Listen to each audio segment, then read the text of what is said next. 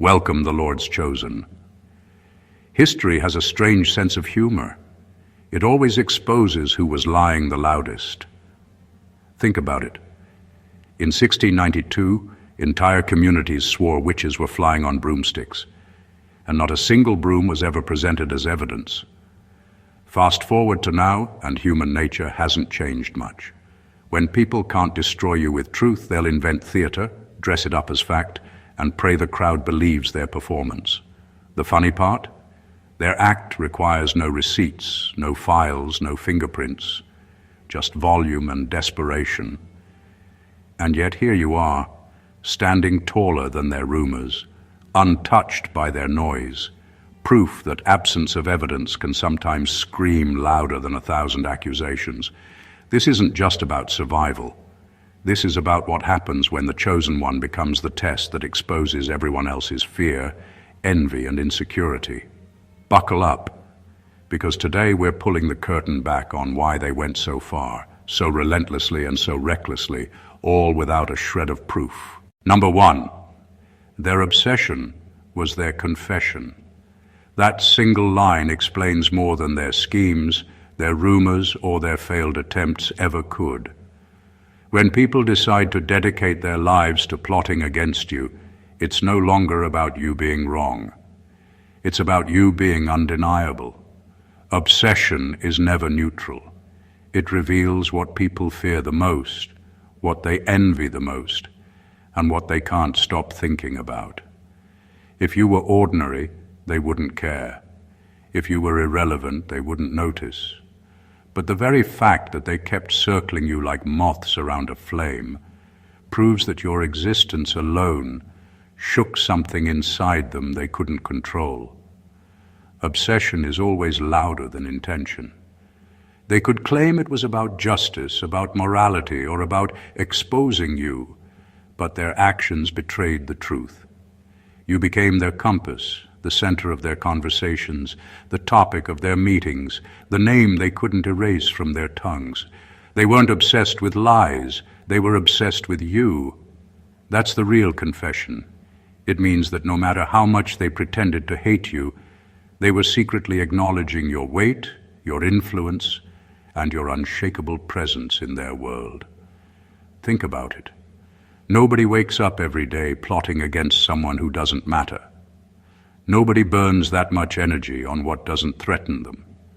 By obsessing over you, they were shouting to the world, "This one matters." And the irony is, the harder they tried to hide it, the more obvious it became. Their moves exposed them. Their schemes exposed them. Their constant monitoring and desperate attempts revealed who they really were, insecure, threatened, and terrified that you would rise higher than they could reach.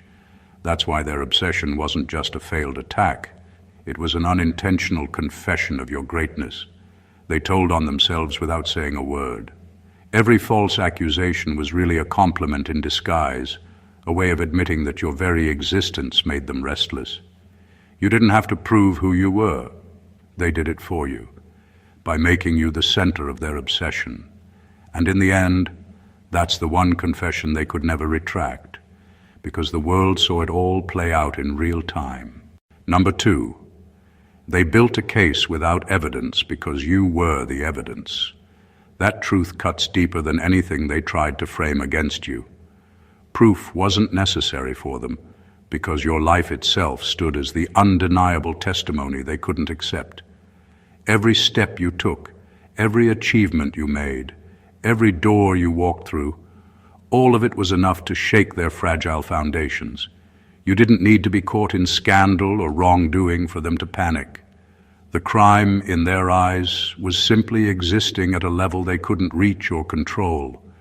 This is why their attacks looked so desperate. They weren't operating from facts, they were operating from fear. It wasn't about what you did, it was about who you were. Your presence was too disruptive to their narrative, too threatening to the roles they had scripted for themselves.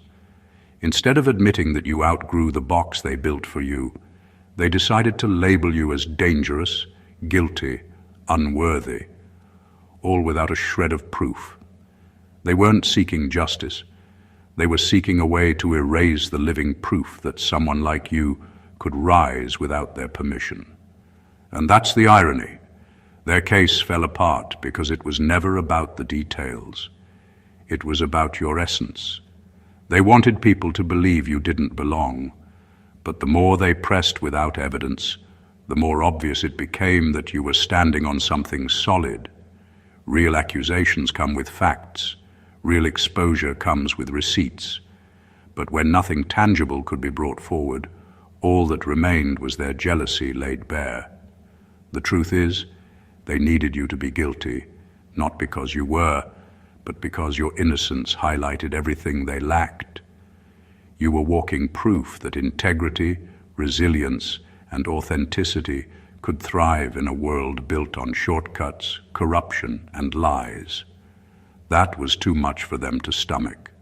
So they built cases out of thin air, hoping the weight of repetition would outweigh the lack of truth. But no matter how many times they tried, the hollowness of their accusations kept echoing back louder. In the end, you stood as the evidence they couldn't erase. You didn't just survive their baseless case, you exposed it. And that made your existence the ultimate verdict.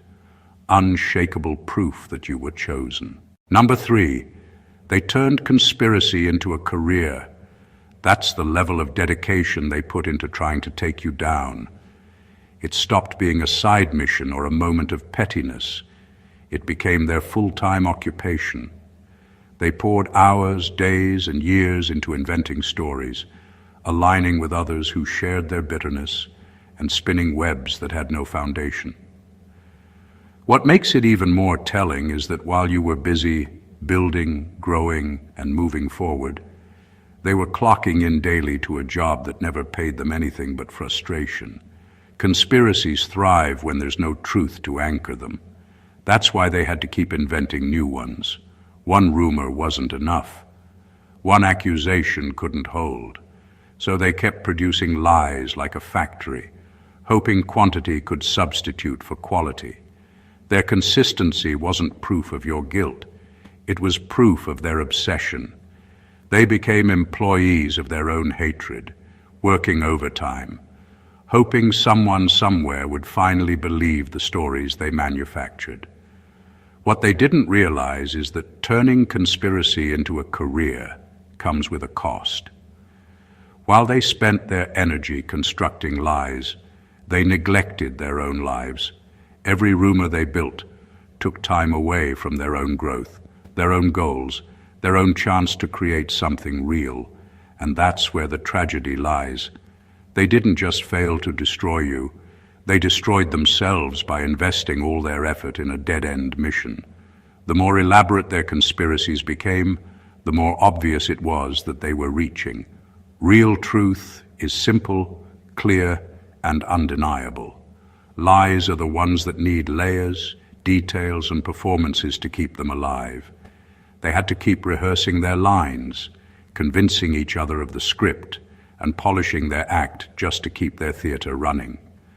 And the funniest part is, even with all that effort, it still collapsed under the weight of its own emptiness. By making conspiracy their career, they confessed that you were more important to their lives than they'd ever admit. They gave you the highest position in their world, the central focus of their time and energy. And in the end, that career path left them unemployed in the only thing that mattered: truth. Because the truth required no rehearsals, no conspiracies, no effort to prop it up.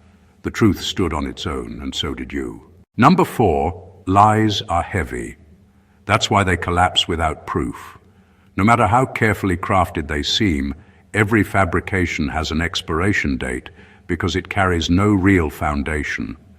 Truth stands on its own, but lies need constant maintenance, constant rehearsals, constant reinforcement, just to appear believable. Without evidence to hold them up, lies wobble, bend, and eventually break under the pressure of their own emptiness. This is exactly why their grand design didn't last. It was built on air, not stone. When people plot against you with falsehoods, they often underestimate how much energy it takes to keep a lie alive. They have to keep changing their stories, adjusting their claims, and creating new details to patch the holes in their narrative. Every adjustment makes the structure weaker, not stronger, because the inconsistencies begin to show. The weight isn't just in the lie itself, it's in the effort required to keep it afloat. And eventually, that weight drags the liar down more than it could ever damage the target. The beauty of truth is that it doesn't require backup. It doesn't need rehearsals. It doesn't fear scrutiny, and it doesn't collapse under questioning. Lies are the opposite, fragile but heavy, hollow but exhausting. That's why their entire campaign against you unraveled. They could shout as loud as they wanted, but without proof their accusations were only echoes bouncing back on themselves. Their grand design fell apart because it had no skeleton, no spine, no structure of reality to hold it upright. They wanted people to see you as guilty, flawed, or unworthy, but their evidence was nothing but smoke. And smoke can fill a room for a while, but eventually it clears, and everyone sees who was holding the match. This is why their failure was inevitable. Lies can start with momentum and noise, but over time their weight reveals the truth. They can't sustain themselves. The louder they tried to keep the story alive, the heavier it became, until it caved in on itself. And when it collapsed, it didn't just expose the lie, it exposed them. The collapse was proof that you had already outlasted their fiction. Number 5. Their attack proved your impact. Nothing reveals your significance more clearly than the scale of the opposition you face. People don't gather armies against ghosts. Nobody wages a campaign against someone who doesn't matter. The intensity of their efforts to erase you was the clearest sign that you had already left a mark too deep to ignore. Their aggression wasn't random, and it wasn't trivial. It was a direct acknowledgement of your presence, your influence, and your ability to shift the ground under their feet. What they wanted most was for you to disappear quietly, but the very act of targeting you showed the opposite, that you had become unavoidable. Attacks don't happen in a vacuum. They're drawn to impact like vultures to movement. If you were irrelevant, you'd be invisible to them. They wouldn't waste their time, energy, or resources on you. The fact that they tried so hard was an unspoken confession of your importance. They were afraid not of what you might do, but of what you'd already done. Your work, your presence, your words, your choices. They had already shifted something in their world, disrupted their comfort, or exposed their weaknesses. This is why the attacks felt so relentless. They weren't just trying to stop you, they were trying to undo the effect you'd already had. And deep down, they knew it was too late. There's a strange kind of irony in all this. Every strike they launched, every rumor they spread, every plan they devised to erase you ended up amplifying your existence. The more they tried to erase you, the clearer you became. The more they tried to silence you, the louder your impact echoed. Attacks don't diminish real influence, they confirm it. So while they thought they were burying you, they were actually proving you'd already been planted. While they were trying to erase your name, they were engraving it deeper into the story. Their attack wasn't a sign of your weakness. It was a public announcement of your power. In the end, their efforts became the proof they couldn't fabricate. You mattered enough to fight, and you mattered too much to defeat. Number 6, they wanted blood but settled for noise. That's the clearest sign of how badly they needed your downfall and how powerless they actually were. When real evidence exists, people don't need theatrics. They don't need to scream, exaggerate, or throw mud, hoping something sticks. But when there's nothing to hold on to, noise becomes the substitute for substance. That's exactly what happened here. The more they failed to bring proof, the louder they became, mistaking volume for validation and chaos for credibility. This isn't just a tactic, it's desperation. Noise is what people create when silence would expose the emptiness of their claims. They hope that if they shout long enough, repeat the same accusation enough times, or rally enough voices to echo them, it will feel real, even if it isn't. It's a psychological trick. Drown out the truth with clamor, hoping the crowd confuses sound with evidence. But sound fades, and when the noise dies down, all that's left is the silence of unproven claims. The irony is, their shouting only revealed their weakness. The more they screamed, the more obvious it became that they had nothing concrete. People with facts don't need to perform. Facts speak for themselves, but lies need an audience and an orchestra. They need drama, because drama distracts from the holes in the story. By going louder, they exposed themselves, showing that the accusations weren't built on truth, but on pure frustration. And here's the twist. The noise they thought would destroy you actually amplified you. Every headline, every rumor, every outburst pointed back to you, making you even more visible.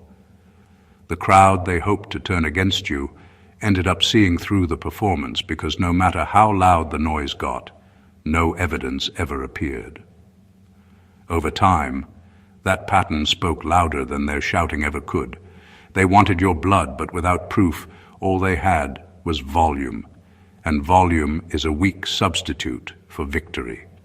The louder they became, the clearer it was. They couldn't take you down, only try to drown you out. But noise fades, truth endures, and in the end, their shouting only became an echo of their own defeat. Number 7. Power doesn't fear the guilty, it fears the untouchable. That's the real reason they went after you so relentlessly. Guilty people are easy to control. They're predictable, they're compromise-ready, and they always leave trails that can be used to keep them in line. But someone who's clean, someone who hasn't bent, hasn't been bought, and refuses to trade their integrity for influence, that's the one power can't manipulate. That's the one they see as dangerous. They didn't target you because you were corrupt. They targeted you because you weren't. Corruption is convenient. A corrupt person can be bribed, threatened, or silenced. A clean person can't. And that's what unsettled them. They couldn't find a weak point, a hidden sin, a private vice to hang over your head. They couldn't trap you in guilt or debt. You were the one thing they couldn't own, and in a world built on leverage, that made you a threat far greater than any crime ever could. This is why their attacks felt so ruthless. It wasn't about justice or accountability. It was about neutralizing what they couldn't control. Power thrives on compromise. Systems built on fear and manipulation can handle liars, cheats, and pretenders because those people operate within the same rules. But someone who walks clean, someone who doesn't flinch at intimidation or sell out for a seat at the table, rewrites the rules simply by existing. That's what they saw in you. That's what they wanted to crush. The irony is that in trying to destroy you, they confirmed exactly what they were afraid of. Their inability to find dirt became its own evidence. Every failed attempt, every false accusation, every exaggerated claim only proved what they were trying to deny, that you were untouchable. And untouchable doesn't just mean clean, it means protected. It means someone's character is so intact that no lie can stick, no smear can hold, and no scheme can bury them. They didn't come after you because you were weak. They came after you because you were proof that power can be faced without fear, bought influence can be resisted, and corruption isn't inevitable. And nothing terrifies power more than that. Number 8, their campaign wasn't against you, it was against truth. That's the part most people miss when they watch situations like this unfold. On the surface, it looked like a personal attack, a coordinated effort to ruin your name, dismantle your credibility, and erase your influence. But at its core, it was never just about you. It was about silencing the reality you represented. You had become living evidence of something they didn't want the world to see, and their every move was aimed at burying that reality, not simply breaking you. When someone embodies truth, They disrupt systems built on illusion. Your presence alone exposed the cracks in their story, the contradictions in their claims, the hypocrisy in their positions. You didn't even have to shout it. Just by standing in integrity, you became a mirror that reflected what they were trying to hide. That's why the attacks were so persistent. It wasn't enough to question you. They needed to erase you completely because the truth you carried threatened the foundation of their narrative. Every failed attempt to destroy you was also a failed attempt to smother that truth. And that's why their efforts always looked so frantic and uncoordinated. They weren't fighting evidence. They were fighting exposure. They knew if they let your reality stand unchallenged, their lies, their schemes, and their facades would crumble in public view. So they dressed their fear up as outrage, their insecurity as concern, and their desperation as justice. But no matter how convincing the performance, the pattern kept revealing itself. They weren't chasing accountability. They were running from truth. And here's the thing about truth. It doesn't need defense, but it does demand confrontation. Every time they failed, it wasn't just proof of your resilience. It was proof that truth cannot be buried indefinitely. Their campaign became its own evidence. The harder they tried to distort reality, the clearer reality became. The more they tried to silence you, the louder the truth echoed through the gaps they left. So while it felt personal, it was far bigger than you. You were simply the vessel they couldn't corrupt, the embodiment of a reality they couldn't deny. And in the end, every attempt to destroy you only made the truth you carried impossible to ignore. Number 9, they confused silence with weakness. To them, your refusal to respond on their terms looked like surrender, but it was actually the one move they couldn't decode. They were operating in a world where power means shouting louder, fighting dirt with dirt, and meeting chaos with chaos. When you didn't engage, you disrupted the rhythm of their attacks. You refused to play by the script they had written for you, and that unsettled them more than any counterattack ever could. Silence in their eyes meant vulnerability. They thought it signaled fear, hesitation, or guilt. But in reality, it was a power move they couldn't recognize. Noise is predictable. Anger is predictable. Even denial is predictable. But holding your ground without giving them fuel, that's unpredictable. It left them spinning, guessing, and projecting because they had no idea what your next step would be. You weren't passive, you were strategic. And strategy always outlasts impulse. Their mistake was thinking that not reacting was the same as not resisting. What they didn't see was how your silence stripped them of momentum. They couldn't build their lies around your words because you gave them none. They couldn't twist your reactions into evidence because you gave them nothing to twist. Your restraint exposed their chaos. The more you stayed grounded, the more they revealed themselves, loud, erratic, desperate. This is the paradox they couldn't grasp. Silence can be louder than shouting when it's backed by strength. Your refusal to be dragged into their arena didn't weaken you. It protected you. It gave you the distance to see their moves clearly, while they were too busy reacting to their own noise. Over time, your silence became the proof of your control, while their noise became the proof of their instability. In the end, what they read as vulnerability was actually composure. What they thought was retreat was actually discipline. And what they believed was weakness was in fact the quiet kind of strength that doesn't flinch, doesn't scramble, and doesn't lose its center. That's why they couldn't decode it.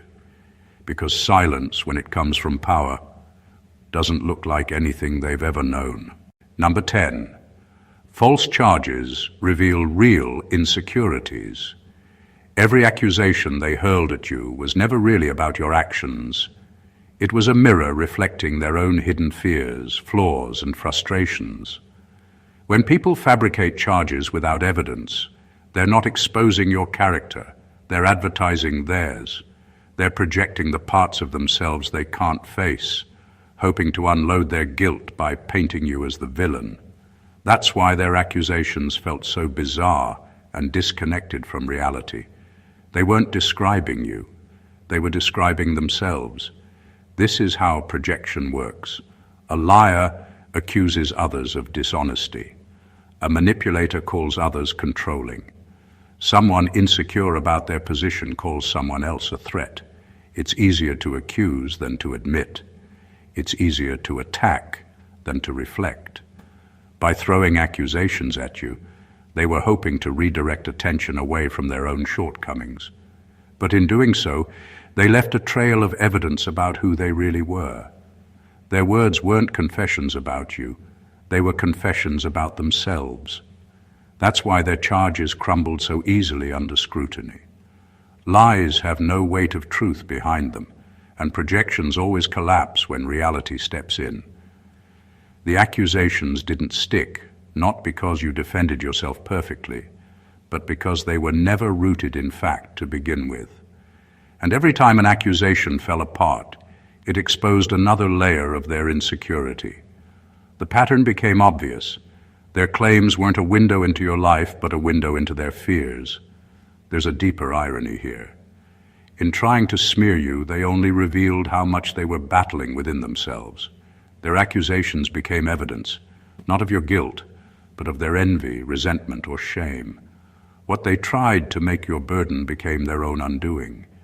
Because over time, people notice when accusations always go one way, but evidence never follows. This is why false charges always backfire. They're projections, not truths. And when the dust settles, the person who tried to destroy your reputation ends up handing the world a map of their own insecurities. In the end, their accusations weren't about proving you wrong. They were about escaping their reflection, and that reflection always catches up. Number 11. They wanted you erased, but only highlighted you. That's the paradox they didn't see coming. Every plot, every trap, every whispered rumor was designed to make you disappear, to turn you into a cautionary tale, a forgotten name, a faded memory. But instead of erasing you, their efforts had the opposite effect. They made you impossible to ignore. With every move they made against you, they etched your presence deeper into the very story they were trying to write you out of. Attempts at erasure always reveal two things: fear and recognition. Fear, because they see something in you they can't control or compete with. Recognition, because they know deep down you've already carved out a space too significant to be removed. Their campaigns, instead of silencing you, became free advertising for your resilience. They dragged your name into every room, every conversation, every corner of their networks. The more they tried to bury you, the more people discovered you. It's the oldest irony of opposition. Attention is attention, even when it's meant to harm. Every smear made more people curious about who you really were. Every trap they set revealed more about their own intentions and less about yours. Even their anger became a spotlight, shining directly on the fact that you were unshakable. They tried to control the narrative but ended up amplifying the very person they feared. This is how influence works. It doesn't need perfection, it needs persistence. And your persistence outlasted their malice. They thought their schemes would erase your mark, but all they did was deepen it. They thought they were weakening your name, but they were chiseling it into stone. They thought they were writing your ending, but they were building your legacy. The truth is, you didn't need their approval to be remembered. They handed it to you on a silver platter. By making you the focus of their efforts, they broadcasted your significance louder than you ever could on your own. In trying to erase you, they became unwilling architects of your permanence. And now, long after their noise has faded, your name stands larger and clearer than it ever would have without their attempts. Number 12. They proved you were untouchable by touching nothing. The absence of proof wasn't just their failure, it was the clearest sign of your protection, a kind of divine fingerprint that no weapon formed against you could prosper. For all their planning, scheming, and desperation, they still came up empty-handed, not because they didn't try hard enough, but because there was nothing for them to hold. You were beyond the reach of their traps, beyond the stains of their accusations, beyond the limits of their control. This is what real untouchability looks like. It's not about never being targeted. It's about being targeted and coming out clean every single time. It's about accusations collapsing before they can take root, rumors fading before they gain traction, and traps snapping shut on nothing but air. They tried to find flaws and couldn't. They tried to manufacture evidence and failed. They tried to weaponize public opinion and still, it slipped through their fingers. Their empty hands were the proof. There's a quiet power in this that they couldn't stand. Guilt can be planted. Lies can be rehearsed. But real protection, real favor, can't be manufactured, and it can't be faked. They had the motive, the energy, and the resources, but they didn't have access. That's why they resorted to noise, to rumors, to smoke and mirrors. When there's no evidence to present, the performance becomes the only weapon left. But even their performance worked against them. Every failed attempt only made your position clearer. Every accusation with no proof reinforced the same truth. You were untouchable. And not untouchable because you hid well or because they lacked skill, but because there was a covering on you that couldn't be breached. It was bigger than them. It was bigger than you. That's the part that infuriated them most. They thought persistence would break you, that enough repetition would stain you. But all they managed to do was expose themselves, to show everyone that even with everything in their arsenal, they still couldn't land a single blow. Their zero proof became your ultimate evidence. No weapon formed against you could prosper, because nothing formed against you could hold. Number 13. They tried to convict you in public opinion court. When the law couldn't hold you, when no evidence, no testimony, no charge could stand, they ran to the only place where proof isn't required: gossip. Public opinion became their courtroom, rumors their evidence, and outrage their verdict. They wanted the mob to crown them judge and executioner, because in that arena, perception is enough to destroy someone, even when reality can't. This is a tactic as old as power itself. When systems fail to condemn an innocent person, the manipulators turn to crowds, because crowds are easier to sway than courts. In a real courtroom, facts matter. In the court of public opinion, feelings matter. All they had to do was plant a story, twist a headline, or hint at wrongdoing, and let people's assumptions do the rest. It wasn't about justice. It was about creating enough noise to smear your name without ever proving a single thing. But there's a flaw in that strategy. Public opinion is volatile. It burns bright, but it burns out fast. The same crowd that's eager to judge can just as quickly grow suspicious when the accusations never add up. Over time, the lack of evidence becomes obvious. People begin to see the pattern: lots of noise, no receipts. And when that happens, the mob they tried to weaponize starts turning its attention back to the accusers, questioning why nothing ever sticks. This is where their plan backfired. They underestimated the power of truth over time. While they were rushing to convict you in the arena of gossip, you stayed grounded. You didn't give them extra fuel. You didn't give them more to twist. And because of that, their narrative began to unravel. In trying to destroy you without proof, they destroyed their own credibility instead. They thought they could substitute evidence with emotion, but emotion fades. They thought they could crown themselves judges, but the crowd refused to be their jury. And in the end, their public opinion court became their own trap, a stage where they revealed their malice and your endurance at the same time. Their attempt to convict you without proof only left one undeniable verdict. You were still standing, and they were still empty-handed. Number 14. The absence of proof became the proof. That's the irony of everything they tried to do. They threw everything they had at you, accusations, rumors, schemes, even attempts to twist reality itself, yet nothing stuck. With all their power, connections, and desperation, they still came up empty-handed. And that emptiness wasn't just a sign of their failure. It was the clearest evidence that you were operating on a level they couldn't touch. It revealed the ultimate verdict. You were chosen, protected, and beyond their reach. When people launch an all-out campaign to destroy someone, they usually find something, even if it's exaggerated or twisted. But with you, there was nothing to find. Every door they pried open led to a dead end. Every shadow they searched held no secret. That kind of clean slate doesn't happen by accident. It's not luck. It's a sign that the very ground they were standing on wasn't theirs to claim. They were fighting against something bigger than you, a protection they couldn't penetrate, and a destiny they couldn't derail. Their failure became its own kind of testimony. They wanted evidence of your downfall, but ended up creating evidence of your resilience. They wanted to prove your weakness, but only highlighted your strength. They wanted to show the world you could be destroyed, but instead showed the world you couldn't even be reached. Over time, that pattern became impossible to ignore.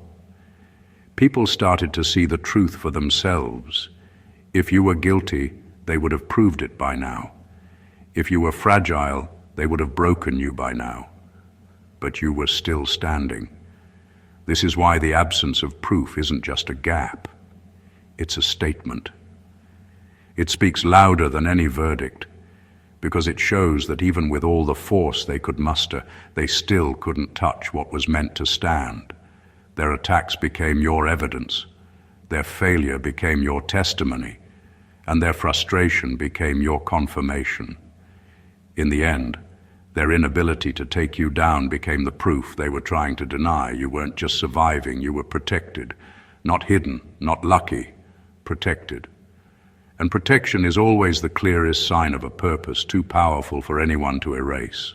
In the end, every attack, every smear, every baseless accusation, every desperate scheme, and every attempt to erase you only revealed the truth they couldn't face. You were untouchable.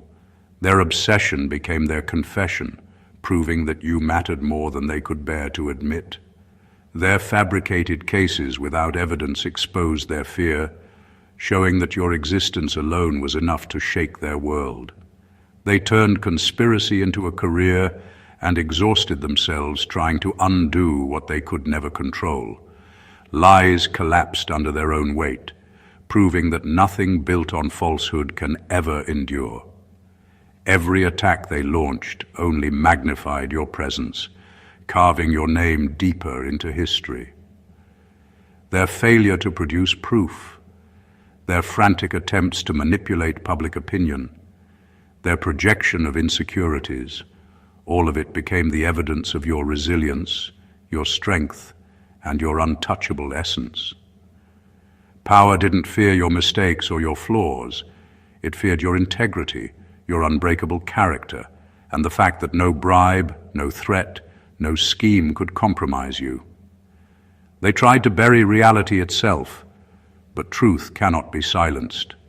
Silence, patience, and unwavering composure became your greatest weapons, while their noise revealed their desperation. The absence of proof wasn't their failure. It was the ultimate confirmation of your protection and your destiny. Every move they made against you became a mirror reflecting their own insecurities, and every plot designed to erase you only highlighted your existence. They wanted blood, but all they managed to create was a spotlight on your power. They tried to rewrite your story, but their efforts only strengthened it. And through it all, one undeniable truth emerged. You were chosen, protected, and operating on a level beyond their reach. So remember this: When they try to bring you down without proof, when their attacks feel relentless, and when the world seems to side with their noise, know that every failed attempt is a testament to your strength. Every whisper, every rumor, every scheme they launch becomes proof of your resilience and of the fact that you are untouchable. You didn't just survive their attempts, you rose above them, and in doing so, you revealed their weakness and your own greatness. If this message resonates with you, make sure to hit that subscribe button, like this video, share it with someone who needs to hear this, and drop a comment below to let the world know that you too are untouchable. Every share spreads the truth, and every comment strengthens our community of the chosen, the resilient, and the unstoppable. Don't just watch. Take your place among those who rise above the noise. Stay blessed always.